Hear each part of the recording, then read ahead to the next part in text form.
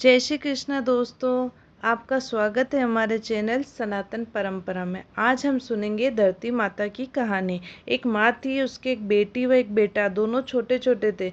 माँ गरीब थी, वह मजदूरी करके अपना गुजारा चलाती थी। धीरे धीरे बच्चे बड़े होने लगे, बेटी शादी के योग्य होने लगी। माँ बूढ़ी हो गई। माँ ने बेटे से कहा, बेटा तेरी बहन बड़ी हो गई है, अब तुम्हारे जैसा घर वर देखकर उसकी शादी करना। ऐसा कहकर माँ तो कुछ दिनों में मर गई। भाई गांव गांव घूमा, लेकिन बहन के योग्य कोई वर नहीं मिला। वह घूम घूम कर थक गया। बैठे बैठे उसने सोचा कि मैं ही इससे शादी कर लूं। ऐसा सोचकर वह चुनरी और सामान लाया। बहन ने कहा, यह सब सामान क्यों लाया है भाई? तो भाई बोला, तेरी शादी है। मोहल्ले वालों ने बहन से कहा, तुम्हारा भाई ही तुमसे शादी कर रहा है। बहन ने भाई से पूछा, मेरी शादी किससे कर रहे हो? भाई कुछ नहीं बोला तो बहन समझ गई। उसने एक लोटा लिया, चुनरी ली और चप्पल पहनकर जंगल में रवाना हुई। गायों के ग्वालों ने पूछा, वन में क्यों जा रही हो?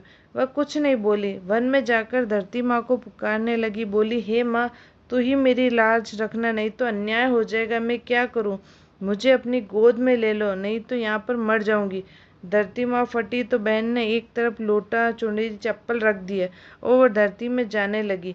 इतने में दौड़ता हुआ भाई वन में आया और ग्वालों से पूछा कि उसकी बहन किस तरफ गई है। ग्वालों ने कहा, तेरी बहन उधर गई है। वह बहन बहन पुकारता हुआ दौड़ा तो बहन धरती माँ के अंदर समा रही थी। थोड़े बाल बाहर दिख रहे थे। उसने बहन के बाल मुट्ठी में पकड़े और रोने लगा, बहन तू सत के लिए धरती माँ की गोद में समा गई।